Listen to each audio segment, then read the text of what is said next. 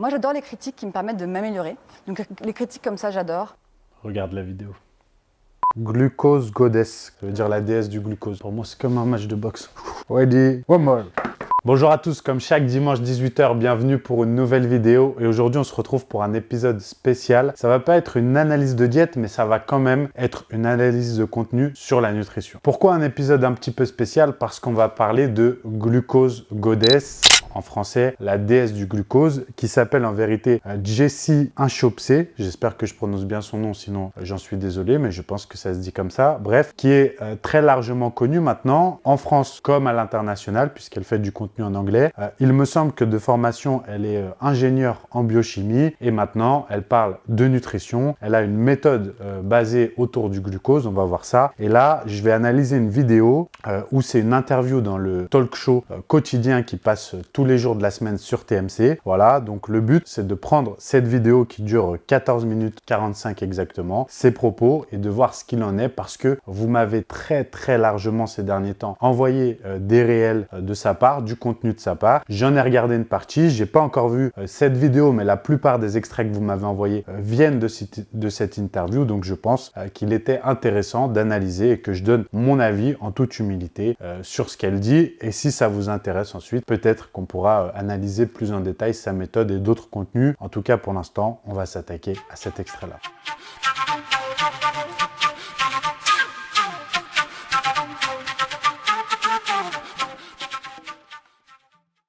Avant toute chose, petit disclaimer, n'oubliez pas que ici, il ne s'agit pas de parler de la personne à titre personnel, ni même de ses connaissances au sens large, parce que on n'en sait rien. On va simplement analyser ses propos dans une seule et unique vidéo, qui est pour le coup une interview, en plus à la télé, même s'il me semble que c'est une émission en direct. Le but, c'est juste de bien comprendre que à la télé, encore plus que sur les réseaux sociaux, les gens vont être énormément influencés par les propos. Parce que quand une experte, on va voir si elle l'est selon moi, mais est invitée à la télévision, on lui donne tout de suite beaucoup plus de crédit. Voilà, c'est comme ça, la télé a ce pouvoir-là de faire de vous quelqu'un d'omniscient aux yeux des gens. Et donc, ça peut être dangereux. Et le but, c'est ici de voir si la télé, une nouvelle fois, dans le domaine de la nutrition, invite quelqu'un qui n'a pas les compétences requises. On l'a vu avec l'analyse de Pascal sur RTL dans une précédente vidéo. On l'a déjà vu avec Jimmy Mohamed et Jean-Michel Cohen, que personnellement, moi, je ne trouve pas aussi compétent que l'on dit sur la nutrition, voire même parfois qu'ils disent quelques inepties, selon moi. Encore une fois, ce n'est que mon avis, parce qu'ils sont sans doute médecins et qu'ils gèrent certains domaines, mais voilà, à ce niveau-là, ils sont assez limités parce qu'ils ne remettent pas en compte leurs connaissances. Voilà, être à jour au niveau de la nutrition, être compétent, ça ne demande pas juste d'avoir passé son diplôme et de s'arrêter là. Ça demande aussi d'être passionné, de se mettre à jour, et ça demande de la pratique ensuite, parce que il existe autant de gens qu'il existe de cas de figure. Donc, il y a des vérités qui sont générales, il y a la science, mais ensuite, il y a le terrain, et ça, tous ceux qui y sont confrontés et qui s'y sont déjà confrontés le savent. On y va, let's go.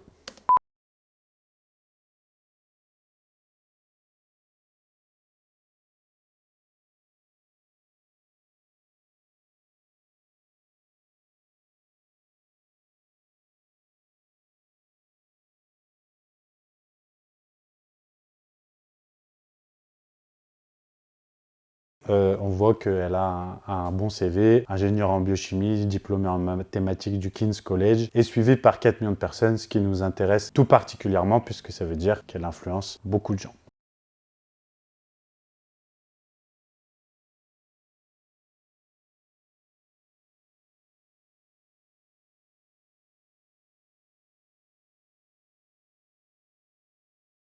Donc là, on voit qu'elle a vendu plus d'1 million de livres. Son travail, il est vraiment centré autour du glucose, et ça va être très intéressant parce que je sais que vous aussi, par glucose, comme le présentateur Yann Barthès, vous allez comprendre tout de suite sucre et le synthétiser comme ça. Même s'il est vrai que le glucose est un sucre, c'est utilisé par exemple en pâtisserie, dans les cuisines, on en utilise beaucoup chez nous. On n'a pas du glucose pur en général, c'est très rare. Et bien là, elle va expliquer plus en détail ce qu'elle entend par glucose et ce que nous aussi, du coup, on va entendre par là, et ça va nous permettre de faire une analyse.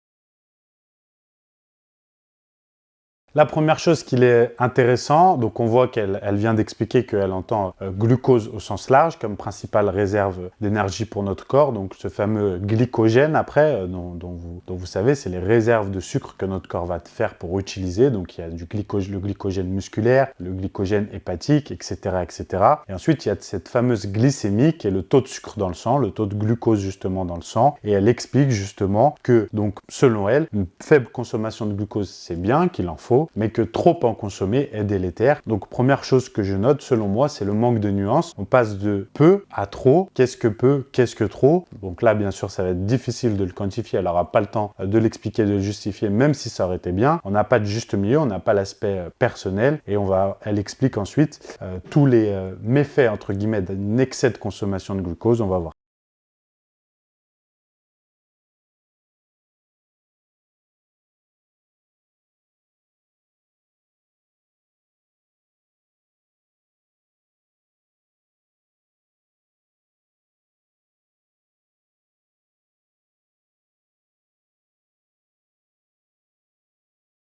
Donc là, c'est très intéressant. Pourquoi? Je vais vous expliquer. Parce qu'elle explique que si vous mangez, par exemple, une très grosse assiette de pâtes, eh bien, vous allez avoir une forte montée de la glycémie, du taux de sucre dans le sang, qui ensuite va chuter. Et donc, c'est ces fameuses fluctuations de la glycémie qui sont mauvaises pour la santé. Ce qui est vrai, parce que pour maintenir la meilleure santé possible et maintenir notre poids, le but, en vérité, c'est pas d'avoir la glycémie à tout prix la plus basse possible ou la plus haute possible, c'est d'avoir la glycémie dans la moyenne la plus stable possible et que d'éviter les fluctuations de la glycémie sur l'ensemble de la journée. Et en soi, c'est le cas pour la santé, mais aussi pour être plus performant, pour perdre du poids, etc., etc. Et c'est pour ça qu'il y a une gestion, normalement, qui doit être faite de l'apport en glucose et en glucides vis-à-vis des moments de la journée. Le gros problème de ce qu'elle explique, c'est que, en vérité, la montée et la descente de la glycémie ne dépendent pas que de l'ingestion. Le gros problème, selon moi, dans ce qu'elle explique, c'est que la gestion de la glycémie ne dépend pas que de la consommation de glucides, de glucose. Tout ce que vous allez consommer d'autre va impacter cette glycémie et aussi votre propre profil hormonal, c'est-à-dire votre sensibilité à l'insuline, votre sensibilité propre, c'est-à-dire est-ce que vous avez des problèmes prédiabète, du diabète type 1, type 2, différents types de diabète, il en existe bien plus que deux d'ailleurs. Et ensuite, est-ce que vous avez donc consommé d'autres choses et dans quel cas de figure vous êtes, c'est-à-dire est-ce que vous êtes proche d'une séance de sport, après, avant, etc., etc., quelle est votre composition corporelle. Bref, il y a de multiples facteurs qui vont jouer à ce niveau-là. Par exemple, on peut consommer cette grosse assiette de pâtes, mais l'accompagner de beaucoup de fibres, de beaucoup de protéines, de beaucoup de lipides, mettre par exemple beaucoup d'huile d'olive dessus, rajouter des haricots verts, rajouter du steak, et là tout de suite, eh bien, on n'a pas la même montée de la glycémie que si on mangeait ces fameuses pâtes seules. Et c'est le premier gros problème. On revient toujours sur cette même discussion de l'index glycémique fait peur. Oui, mais la charge glycémique compte, donc le nombre de glucides que vous allez consommer, et tout le reste. Donc on voit que même dans la bouche de quelqu'un qui est vu comme une expert et une sommité sur ce sujet, ici en tout cas en l'occurrence, il y a toujours ce fameux cliché qui est mis en avant. Et pour le coup, elle qui est friand de science, eh bien on voit que là, ça manque cruellement de ce raisonnement scientifique qui est de voir large plutôt que de prendre un seul élément. Et ça, pour moi, c'est un vrai problème, surtout lorsqu'on passe à la télévision sur une émission qui me semble fait environ 1 million de personnes en termes d'audience. Et des gens lambda principalement.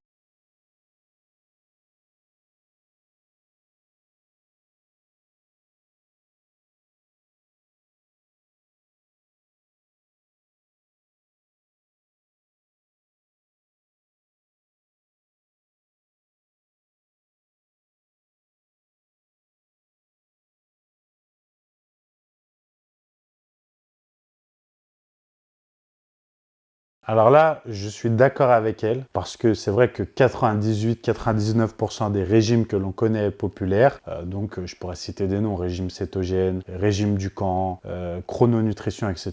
Je suis totalement d'accord avec elle. C'est pour ça que je suis toujours pour une alimentation personnalisée et pour ne pas appeler ça un régime en soi. Voilà. Mais on peut faire une diète, un plan alimentaire personnalisé pour perdre du gras, pour prendre du muscle, pour maintenir son poids. Voilà. Là, je trouve qu'elle a totalement raison sur ce plan-là.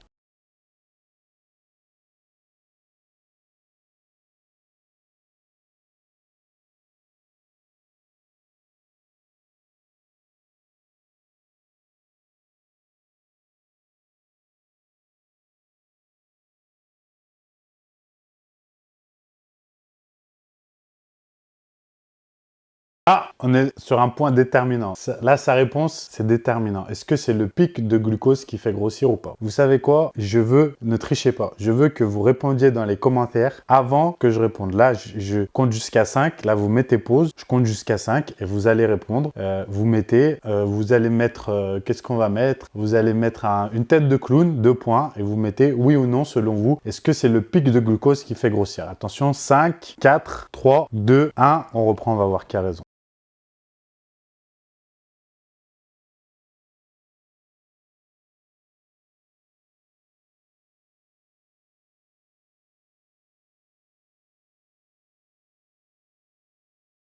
Pas mal, pas mal. Honnêtement, sa réponse, c'est pas mal.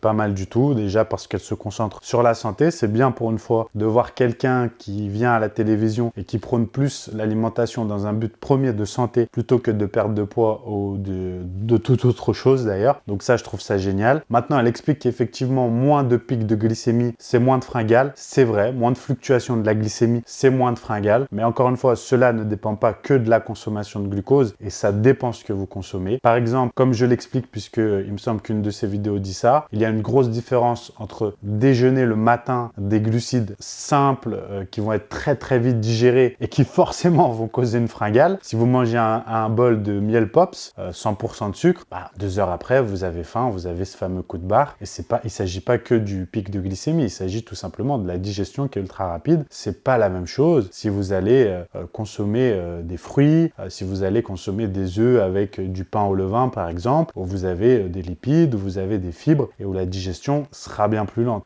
Vous le savez bien si vous l'avez expérimenté parce que la plupart d'entre vous qui êtes ici, suivez je pense déjà un petit peu mes conseils et vous voyez la différence entre une alimentation de ce type et une que vous pouviez avoir précédemment. Voilà. Il est sûr que moi, par exemple, mes filles qui sont très petites, si on leur donne un bol de céréales, 2 heures après, elles auront faim. Si le matin, je leur fais une crêpe avec un œuf, un peu de farine de patate douce et qu'on va mettre dessus, par exemple, un peu de purée d'amande, d'ailleurs Olympe adore ça, vraiment je rigole pas, ceux qui ont suivi mes vlogs déjà l'ont vu, c'est pas du tout la même chose, elle a pas faim, elle tient jusqu'à midi très largement, donc ça fonctionne chez absolument tout le monde. Il y a aussi cette idée là, il faut pas schématiser ça que sur le sucre, il faut réfléchir en termes de densité alimentaire et de digestion tout simplement, c'est pas qu'une question de pic de glycémie et ça c'est assez logique de le voir, donc c'est pour ça qu'il faut faire attention à cette focalisation sur un élément qu'est le glucose ici pour être en bonne santé et avoir une alimentation saine. Même si ce qu'elle dit est très juste. Mais pour moi, c'est un truc secondaire. La conséquence numéro 1, c'est se sentir mieux. Et donc, mes conseils sont très simples. C'est genre, on n'a pas besoin de dire adieu aux cookies et aux gâteaux au chocolat, mais juste, on apprend quand les manger, avec quoi, pour qu'on réduise l'impact du sucre sur le corps. C'est une question d'ordre, si j'ai bien compris. Ouais, ça c'est un des... Donc là, intéressant ce qu'elle dit. Elle dit de ne pas se priver de cookies, de gâteaux au chocolat. Donc elle n'est pas pour diaboliser un élément. Donc déjà, c'est bien. Ça revient un peu sur ce que je disais précédemment, même si bien sûr, si vous voulez perdre du gras et être en bonne santé, les cookies et les gâteaux au chocolat, c'est pas le top du top. Mais on parle sur une alimentation saine, sur toute une vie, etc., qu'il faut bien sûr un équilibre et en consommer de temps en temps. Et elle explique, donc elle nous dit, là, elle nous annonce qu'il faut consommer ces aliments-là avec autre chose. Donc peut-être que je vais revenir sur ce que j'ai dit précédemment où j'ai critiqué sur un point, mais elle va peut-être l'expliquer plus tard. C'est aussi le jeu de regarder une vidéo en direct, c'est qu'à un moment donné, je peux peut-être critiquer à tort et revenir dessus. Vous le savez, je joue le jeu. Je n'ai jamais vu cette vidéo avant. On va voir ça.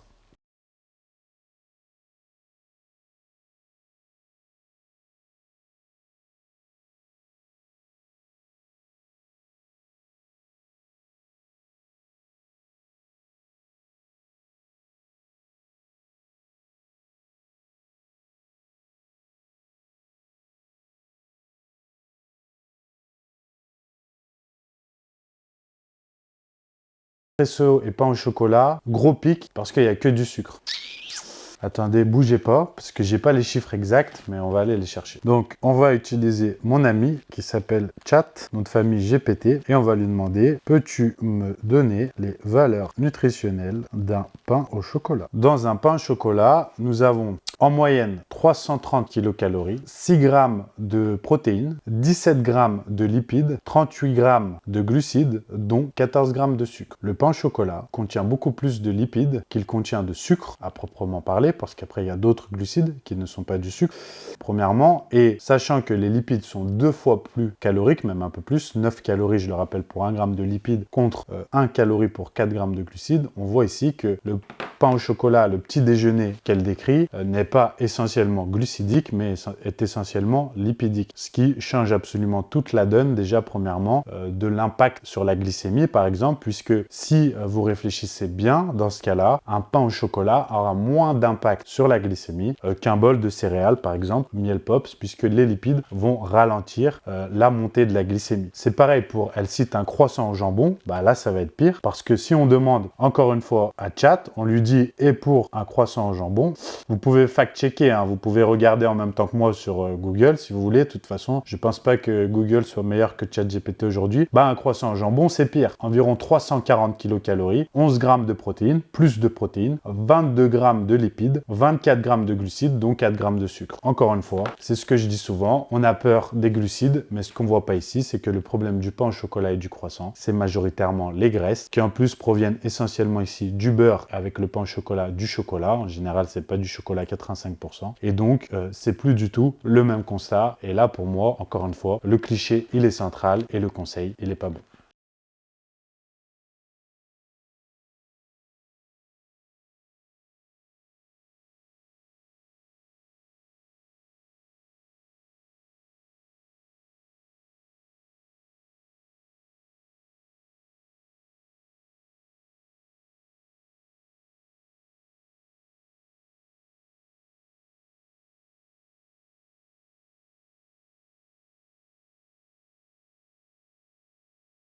Donc, ok, le conseil, c'est au lieu de prendre un pain au chocolat, prenez un croissant au jambon.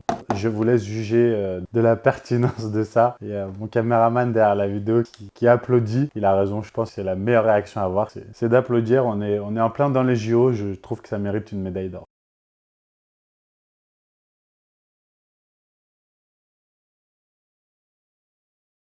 Voilà, un des 10 conseils. Donc, au lieu des pains au chocolat, mangez des croissants au jambon le matin et vous améliorez votre santé mentale. Franchement, c'est pas mal. Hein. Là, vu qu'elle a dit qu'elle déteste tout ce qui n'est pas basé sur la science, j'aimerais bien voir la science d'un croissant au jambon tous les matins contre un pain au chocolat, la différence sur la santé et la santé mentale en général. Je demande s'il y a des analyses ou des méta-analyses là-dessus. Vraiment, je demande, envoyez-les-moi. Je serais très heureux de vous dire que j'ai tort et de recommander de manger des croissants au jambon plutôt des pains au chocolat. Moi personnellement, j'aurais pas recommandé ce petit déjeuner là, aucun des deux. Enfin, de manière générale, bien sûr, de temps en temps, pourquoi pas, pour le plaisir, pour la santé, je n'arrive pas à voir. Même si c'est très bon, hein, gustativement parlant, il n'y a aucun problème, c'est délicieux, on est d'accord. Et j'adore manger, que l'on soit d'accord, j'adore manger. J'adore la bonne nourriture, etc. Mais j'ai quand même un vrai rôle pour ma part que je prends à cœur de conseils santé. Et là, bah, on n'est pas aligné, quoi. Voilà, bon, on continue.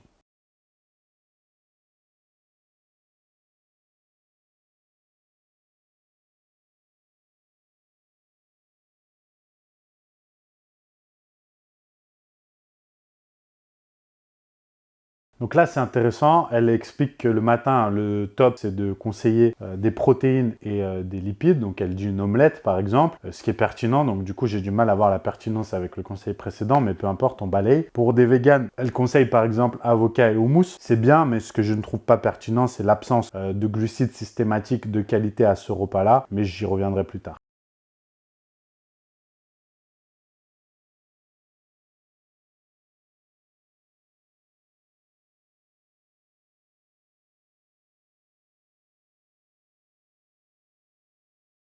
Bon là, ça dépend de la pizza. Si tu prends une 4 fromages basse crème, je suis pas sûr. Après, je suis qu'un gars de la muscu. Hein.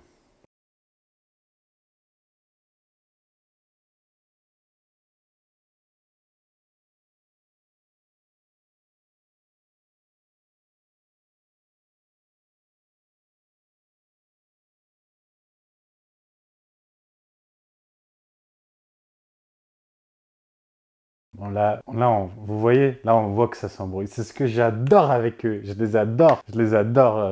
Voilà, vous voyez les autres de jeux par la télé, je les adore pour ça. Je les adore parce que je vois, c'est un commercial pour moi. J'achète une voiture et je lui dis, oh, mais ça, non, mais t'inquiète, non, mais ça, ah non, mais ça, non, ah non, non, mais ça, non, mais pas ça, non. J'adore, je suis fan de ça.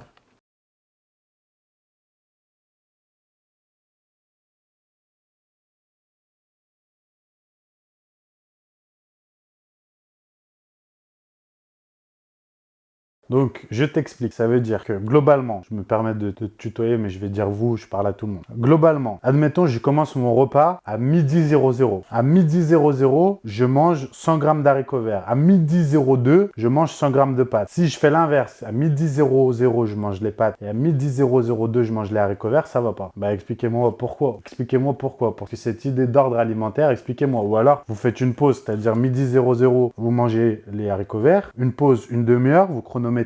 Midi 30, vous mangez les protéines, une pause. Expliquez-moi, parce que sinon, on n'a pas la même notion du temps de digestion et d'absorption. À moins que vous absorbez les haricots verts en 2 minutes pour aller tapisser les intestins, dans ce cas, ok, et pour les pâtes. Mais bon, voilà, j'aimerais bien voir les études scientifiques sur ça et le timing. Franchement, non mais, et les enfants, vous allez les éduquer comme ça. Alors, une première assiette, tiens que les légumes. Une deuxième assiette, tiens que les pâtes. Qui fait ça? Qui fait ça? Je ne vois pas la pertinence. J'ai compris, je comprends le raisonnement, et la pertinence scientifique.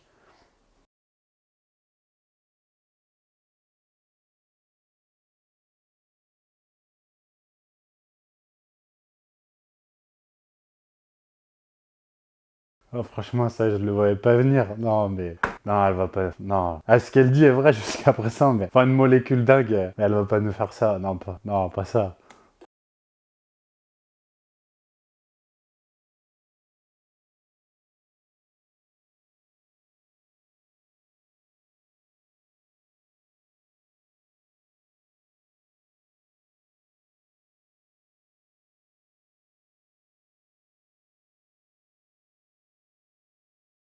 Donc, pâte carbonara, full crème, lipides, full lardon, lipides, protéines, jaune d'œuf, et le pic de glycémie fait comme ça. Alors que si tu rajoutes une cuillère de vinaigre de cidre, il est 2 fois plus bas. Ben, j'aimerais bien voir l'étude scientifique concrète avec les pâtes carbonara et le vinaigre de cidre. J'aimerais les sources. Si vous les avez, vraiment, je suis sérieux, j'aimerais voir.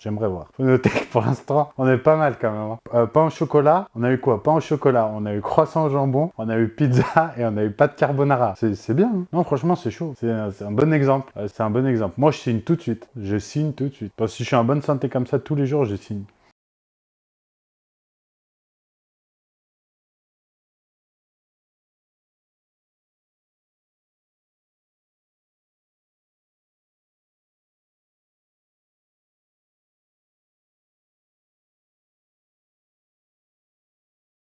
Et par contre, là, les lipides, on s'en fout. Ça existe pas.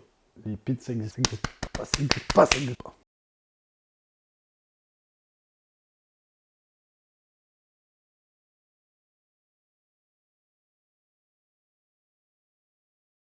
Mais pas les lipides, non. Pas les fibres, non. Pas les protéines, non. Non, que le vinaigre. Et que le vinaigre qui fait ça. Non, je vous ai dit.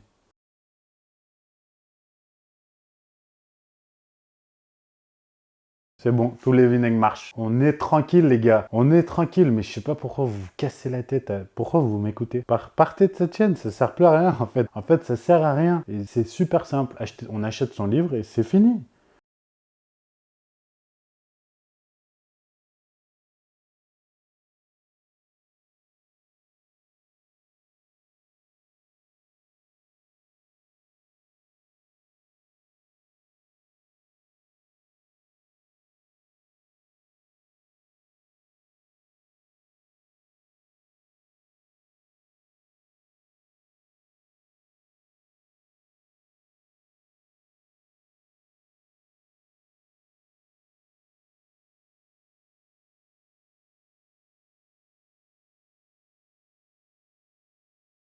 très intéressant puisqu'elle vient d'expliquer qu'il n'y a aucune étude scientifique pour l'instant qui prouve ce qu'elle explique, c'est-à-dire le lien direct entre les pics de glycémie et la santé mentale. Même si, pour le coup, attention, ce qu'elle dit sur ce plan-là n'est pas du tout illogique, très loin de là. Et là, je parle en tant que, vous le savez, ancienne anorexique, très attaché à tout ce qui est boulimie, hyperphagie, etc.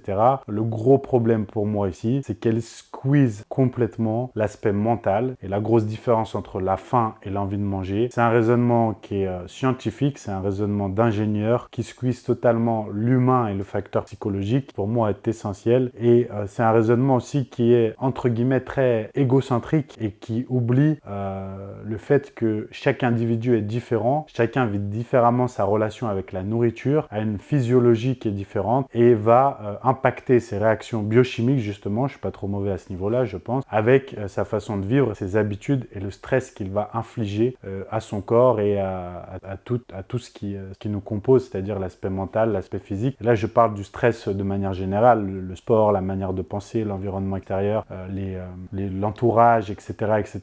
Et ça, c'est le plus gros problème dans cette vidéo, mais pour le coup, je le comprends puisque c'est un problème qui est caractéristique du milieu de la nutrition en général, même si bien sûr, il y a des gens qui font exception et qui pour moi sont des sommités et elle n'en fait pas partie, donc j'irai jamais chez elle pour me former et me documenter parce que pour moi, elle n'est pas une experte, très loin de là, comme ne l'est pas Jimmy Mohamed ou Cohen ou Jean-Michel Cohen. Ils ont des domaines d'expertise où ils seront certes très forts, certainement la biochimie, mais sur la nutrition pour l'homme avec un grand H, sur la santé, la perte de poids, la prise du muscle, bah là on voit que c'est vite limité, ça va très vite et qu'ils ont l'impression, parce qu'ils ont atteint un certain seuil de popularité et qu'ils sont invités dans les médias, qu'ils ont atteint le top du top en termes de niveau de connaissance et en vérité ils sont dans un prisme de lecture qui est extrême, c'est-à-dire ils ont trouvé un cheval de bataille, ils le mènent jusqu'au bout sans voir tout ce qui est autour et sans se remettre en question et ça c'est un gros problème pour moi, mais on va continuer et je vous donnerai à la fin de cette vidéo le nom de gens qui pour moi sont de véritables sommités dans le domaine de la nutrition, de vrais experts qui eux vont vous apporter des réelles connaissances et aller beaucoup plus loin dans le raisonnement qu'elle le fait.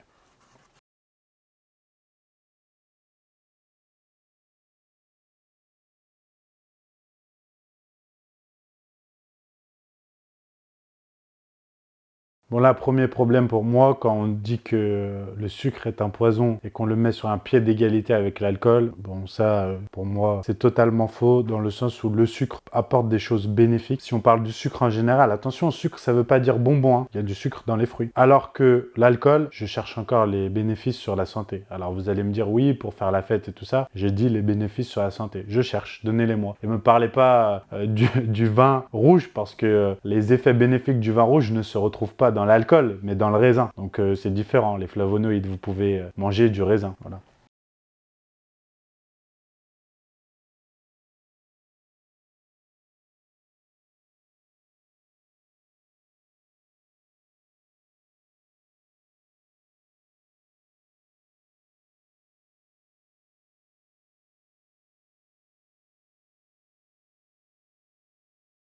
Alors là, selon moi, ce qu'elle dit d'un point de vue poids, par exemple, et santé n'a aucun sens puisque quand vous allez consommer de l'alcool, je rappelle que l'alcool a des calories, 7 kilocalories pour 1 gramme d'alcool, eh bien, ce qui devrait vous inquiéter sur le point de vue santé et poids, c'est absolument pas le pic de glycémie, mais c'est tout autre puisque l'alcool va grandement modifier le fonctionnement du métabolisme et ça, c'est biochimique, elle devrait le savoir. Tous ceux qui d'ailleurs ont suivi ma formation sur morphologie doivent le savoir puisque je pense que j'ai fait le tout premier module 100% concentré sur l'alcool et les impacts sur le corps, aussi bien bénéfiques que positifs s'il y en a, que négatifs, pardon, s'il y en a, ceux qui ont suivi la formation le savent. Donc voilà, je vous invite vraiment, si vous êtes intéressé, à aller sur morphologietraining.com, suivre ce module-là spécifique. Mais pour moi, là, ce qu'elle dit n'a aucune pertinence du point de vue santé ou autre, parce qu'encore une fois, je préférerais dire de consommer un verre de jus d'orange largement qu'un shot de vodka.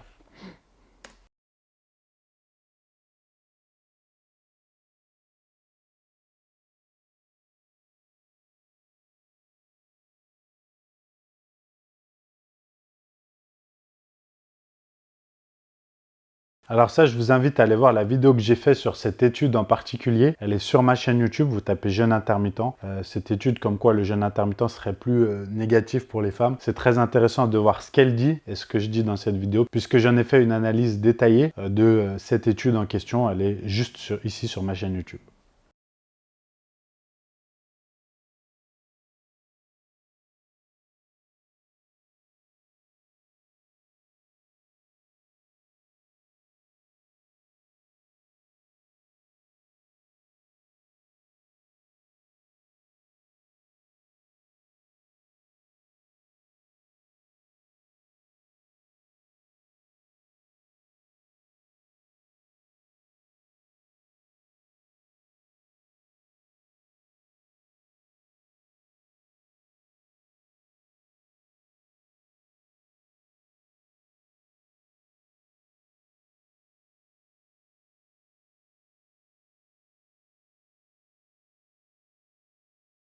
Alors, juste une chose, effectivement, sur l'ordre des aliments, pour moi, dans un même repas, comme je l'expliquais tout à l'heure avec mon exemple midi 00, midi 02, il n'y a pas de pertinence. Par contre, sur la composition d'un repas en lui-même, il y a une pertinence, attention. Ne me faites pas dire ce que j'ai pas dit. C'est-à-dire qu'effectivement, le premier repas de la journée, consommer que des glucides à ce repas-là n'a pas de sens et ne serait pas intelligent. Il faut des protéines à ce repas-là, il faut des lipides, il faut des glucides. On peut se passer de lipides si c'est le repas avant l'entraînement, par exemple, mais je fais toujours protéines, glucides à ce repas-là, et le mieux c'est protéines, lipides, glucides. Je vous ai donné le célèbre exemple de la crêpe, par exemple, où vous mélangez des œufs avec de la farine d'avoine ou de la farine de patate douce, et vous rajoutez dessus, par exemple, du chocolat noir ou du beurre d'amande. Vous trouvez tout ça sur www.awtrainer.com, qui est le meilleur site pour vous faire un petit déjeuner diète. En plus, avec le code promo Anthony10, non, je ne suis pas un influenceur sponsorisé, c'est ma marque, c'est mon site, c'est ma boutique, donc j'ai le droit d'en faire la pub.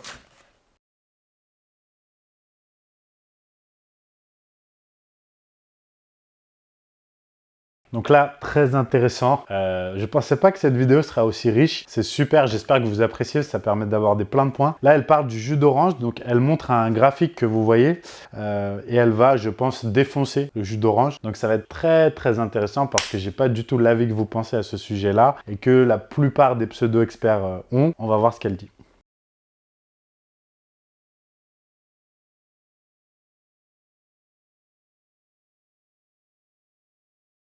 Les fruits d'aujourd'hui ne sont pas naturels. L'orange, ça n'existait pas il y a 3000 ans. À partir de quand l'homme a consommé des oranges?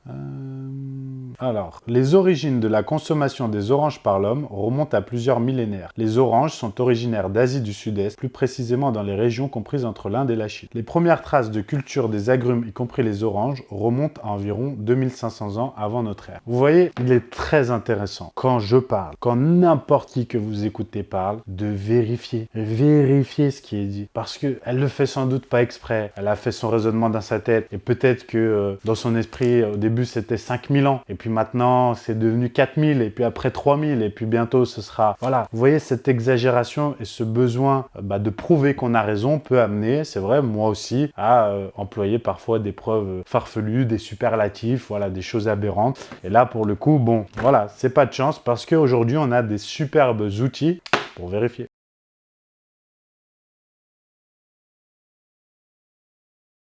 Comparaison entre les fruits et les loups gris et les chihuahuas, ok.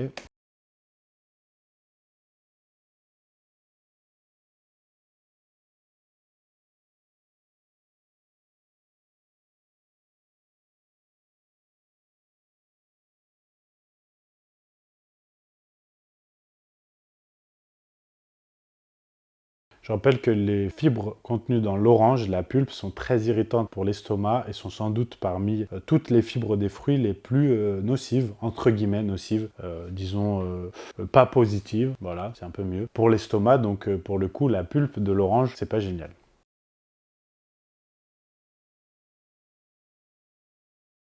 Alors là, nuance. Est-ce qu'il vaut mieux manger une orange que boire un jus d'orange? Pour la satiété, très certainement, c'est beaucoup plus intelligent, puisque manger nourrit plus que boire. Pour la densité calorique, ça va plus vous caler, etc. Maintenant, sur le plan de la glycémie en elle-même, eh bien c'est toujours le même sujet. Déjà, il faut voir que dans un verre de jus d'orange, la charge glycémique, le nombre de glucides que vous consommez est relativement faible. En général, c'est de l'ordre de 15 à 20 grammes pour un verre. Ensuite, ce n'est pas du glucose pur, c'est pas du sucre pur, on peut pas le comparer à boire du glucose pur, par exemple. C'est un impact qui est tout autre de par la charge glycémique et aussi l'index glycémique. Deuxièmement, il y a toujours des vitamines et des minéraux dans ce jus. Ils ne vont pas disparaître comme par magie. Et il y a beaucoup d'eau aussi, parce que dans un fruit, il y a beaucoup d'eau. Donc il n'y a pas que du sucre, ce qui explique que dans 250 ml, il n'y a pas 250 grammes de sucre, ni même 200, ni même 100, ni même 50, mais il me semble 13 ou 15, voilà. Qui est relativement faible et ce qui montre qu'il y a d'autres choses dedans, et heureusement d'ailleurs. Ensuite, généralement, lorsque vous le prenez au petit déjeuner, si vous suivez plutôt mes conseils que les siens, ce que je vous recommande bien sûr, eh bien vous l'accompagnez d'autres choses. Vous l'accompagnez de protéines, vous l'accompagnez de lipides, pardon, je perds mes mots. Vous consommez des fibres à côté, si vous faites cette fameuse crêpe, mais même voilà, si vous mangez autre chose avec. Et donc l'absorption, l'impact sur la glycémie va être différent, surtout qu'en général on boit en mangeant par exemple. Donc ce qu'elle dit du coup est à totalement relativiser et pour moi est faux, alarmiste, aberrant, puisque je sais que pour elle, un verre de jus d'orange, par exemple, même que l'on presse soi-même, serait du même acabit qu'un verre de Coca-Cola, ce que je trouve totalement irrationnel d'un point de vue biochimie, nutrition. J'ai du mal à comprendre ce manque de logique que le fruit, on le prend sur l'arbre, on le consomme, il est bon. Enfin là, non, même pas, parce que le fruit, il a 2500 ans, pas 3000, donc ça va pas. Mais après, quand on le presse et on le boit, il est plus bon. Ça devient le diable en personne. Bah, j'ai du mal à comprendre. J'ai beaucoup de mal à comprendre le raisonnement qui, pour moi, est totalement illogique, même si j'ai entendu les propos. Après tout ce que je viens de vous dire, c'est totalement illogique.